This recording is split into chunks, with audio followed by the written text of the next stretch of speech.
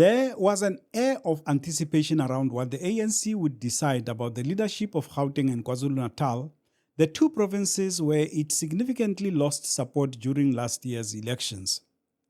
Although they were being bandied about before the past weekend's special NEC meeting was dissolution, the outcome is a much murkier reconfiguration. Secretary General Fikile Mbalula won't say what this means, but it appears the dissolution faction lost out or at least got half a result. What makes it even less clear is when he says the decision is that the reconfiguration will not impact on the work of government. My reading of this is that Panyaza Lesufi remains Premier of Gauteng and all MECs, mayors and councillors stay in their positions. Mbalula admitted, though, that they had spent 2 days discussing the matter and that it was by no means an easy meeting.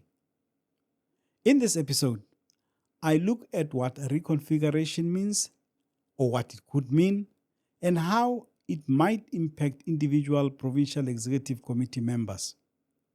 There is also the spectre of the 2027 ANC National Conference and whether possible rebellion from the two provinces could have played a part in the decisions. Hello everyone.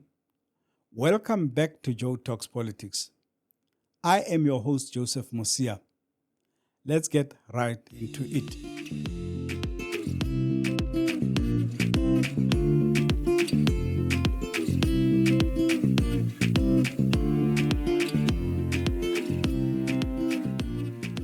The current national leadership's obsession with the two provinces is quite puzzling. For a party that has access to so much data to not have anticipated a decline in support just doesn't add up. Results after results showed a significant decline in support in Gauteng as early as the 2016 local government elections. Both internal and external factors led to this gradual erosion of support. Internal factors include constant factional fighting and contestation for power and resultant resources. The party has also struggled to shake its image as being corrupt and inept in government. In the 2016 local government elections, the ANC suffered a notable loss. Although it retained control of several municipalities, it lost key cities such as Johannesburg, Tshwane, and Nelson Mandela Bay, where it can only govern through coalitions up to today. During the presidency of Jacob Zuma, the ANC faced widespread criticism over issues such as state capture, corruption, and mismanagement. Zuma's tenure did the ANC significant harm. In the 2019 national elections, it won 57% of the vote, a significant drop from its 62% in 2014. The decline in support was seen in urban areas, where opposition parties such as the DA and EFF gained ground. Gauteng, which contains the largest urban centers, suffered the most. The results were indicative of growing disillusionment with the party's leadership and its inability to address key issues such as unemployment, corruption, and service delivery. There was some hope when Cyril Ramaphosa took over from Jacob Zuma and he tried to distance himself from his predecessor's legacy. Yet, the party still fell under 60% for the first time in the 2019 national and provincial elections. The distrust was already too entrenched. Zuma's removal from power did not end the divisions, with rival factions vying for influence.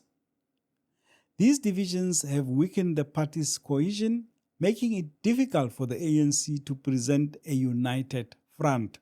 I've told you that the issue of 2027 polarized this discussion. And we have reflected on that. It is not a lie, it is true. People were meeting, mobilizing in Cape Town, in dinner parties, and everywhere else, because these ones, they say, if you support this position, you must know that you are in the camp of so and so.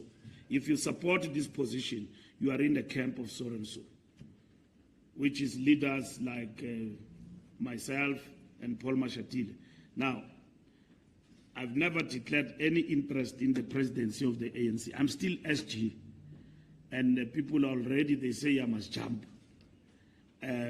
I know about that. It's the truth.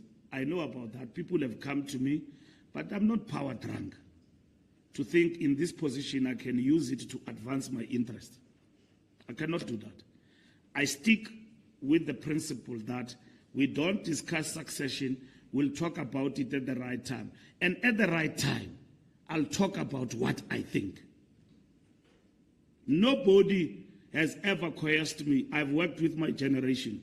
I know what I want or what I don't want. I'm not power drunk. When people talk about me, I jump into it. What I will not do is to undermine the cohesion of the ANC. I've said that to comrades individually and so on, that the ANC have said at the right time these matters will be ventilated and we'll discuss them properly.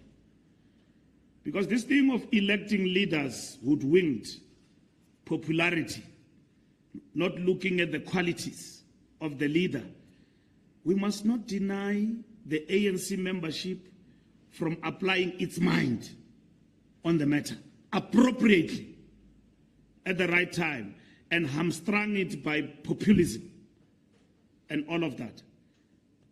Comrades must wait.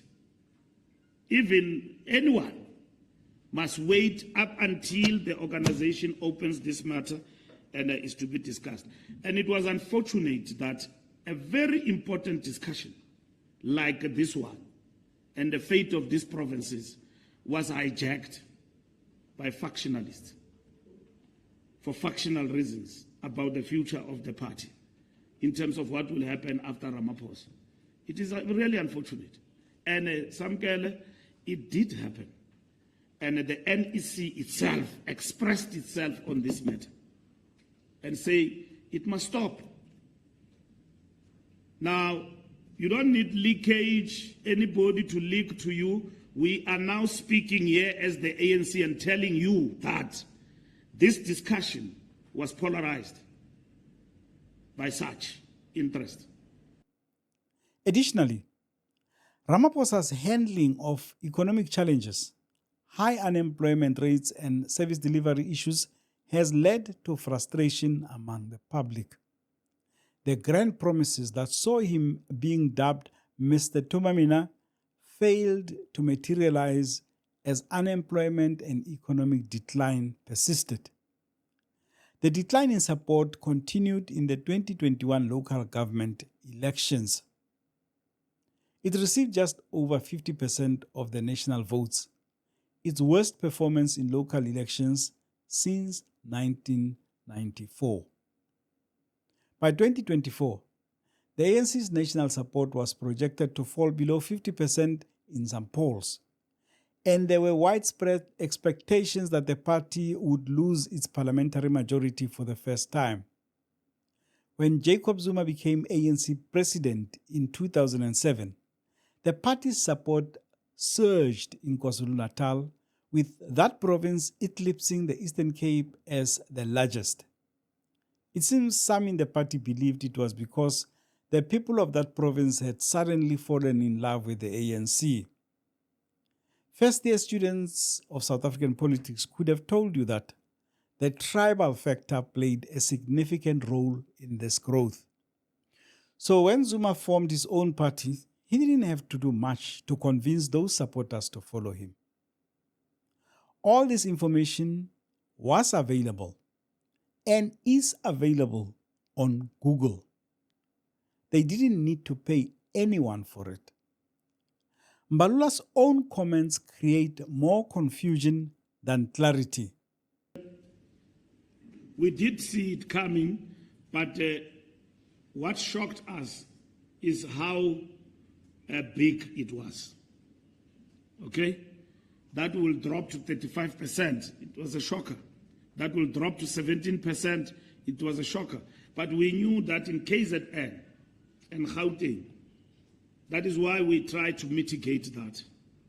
We kept on telling you, you were with us on the ground when we were campaigning in both KZN and Gauteng, and you said, why are we concentrated in the three provinces? We said we see the danger that is coming. So if they knew the disaster was coming, how is it that they blame only the provincial leaders? Could it be true that the real reason they are going after the two provinces is with an eye to the 2027 National Conference? Panyaza Lesufi has been a thorn in the side of Cyril's factions for a while now. His populist pronouncements on the GNU and issues like the Bella Bill are a clear indication that he has lofty ambitions.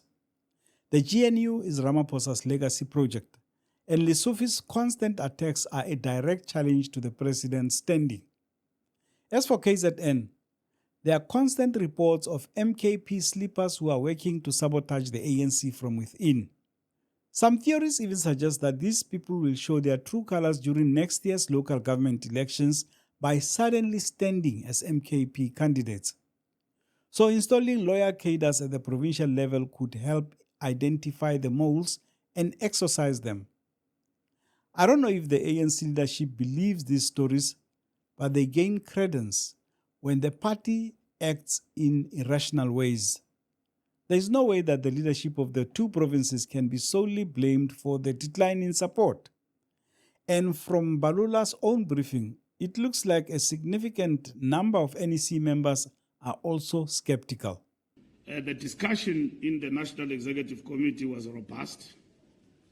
It started with the officials. You are right, we did not all have the same view on the matter. In terms of the officials, we did not have the same view on the matter as the NWC. We went to the NEC, and the NEC is the supreme body. We did not have a dominant view over the other in the NEC. At the end, we came up with what I've explained to you. So anyone who's going to tell you that there was no point of difference will be telling you a lie, including myself. We did differ. We went to the NEC debated and agreed. At the level of the NEC, as the officials, we did not speak.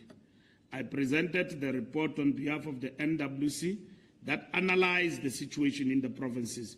It was undisputable, irrefutable, except one or two people in the NEC. The report I presented to the NEC about the state of organization and how we interpret the situation in the two provinces was unanimously agreed. We presented two options. At the end, we came up with this particular outcome of reconfiguration. From these remarks, one can conclude that the reconfiguration is unlikely to arrest the decline. Maybe it is not designed to do that at all.